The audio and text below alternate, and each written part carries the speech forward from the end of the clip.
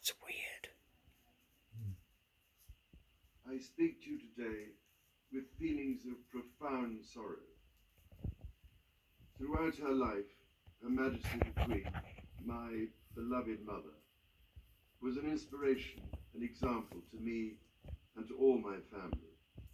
And we owe her the most heartfelt debt any family could owe to their mother, for her love, affection, guidance, understanding, and example. Queen Elizabeth was a life well lived, a promise of destiny kept, and she is mourned most deeply in her passing. That promise of lifelong service I renew to you all today.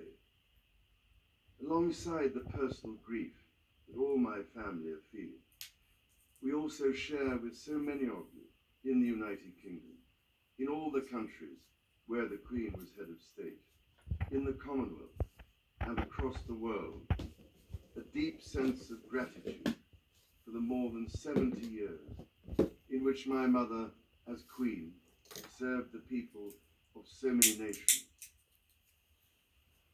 In 1947, on her 21st birthday, she pledged in a broadcast from Cape Town to the Commonwealth to devote her life, whether it be short or long, to the service of her peoples.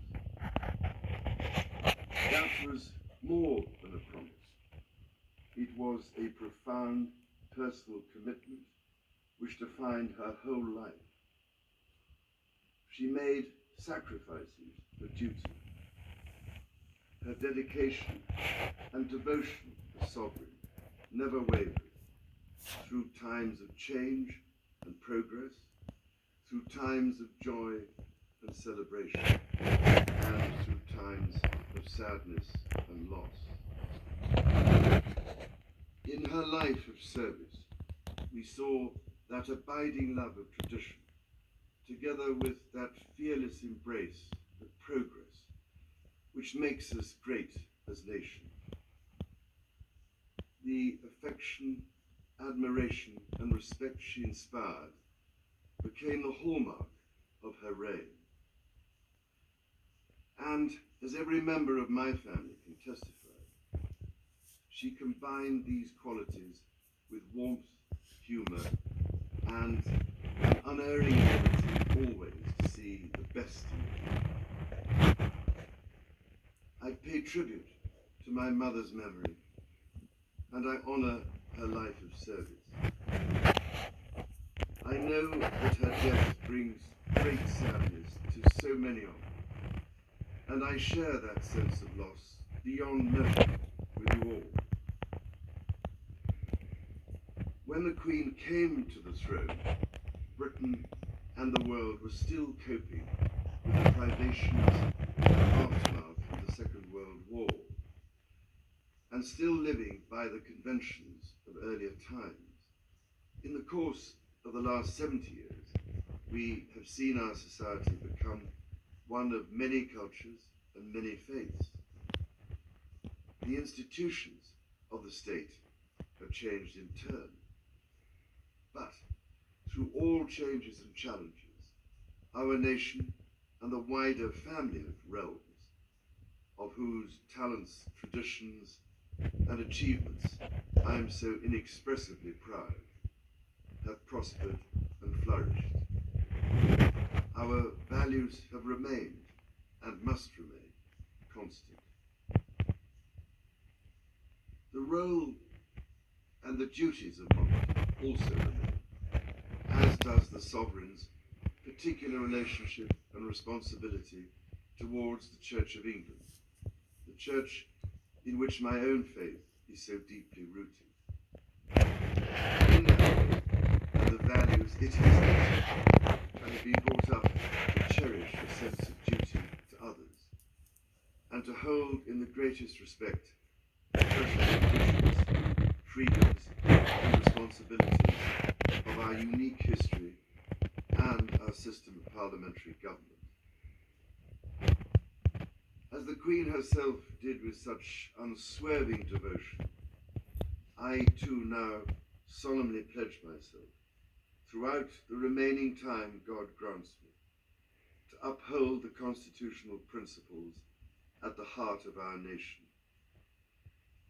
And wherever you may live in the United Kingdom, or in the realms and territories across the world, and whatever may be your background or beliefs, I shall endeavour to serve you with loyalty, respect, and love, as I have throughout my life. My life will of course change as I take up my new responsibilities. It will no longer be possible for me to give so much of my time and energies to the charities and issues for which I care so deeply. But I know this important work will go on in the trusted hands of others. This is also a time of change for my family. I count on the loving help of my darling wife, Camilla.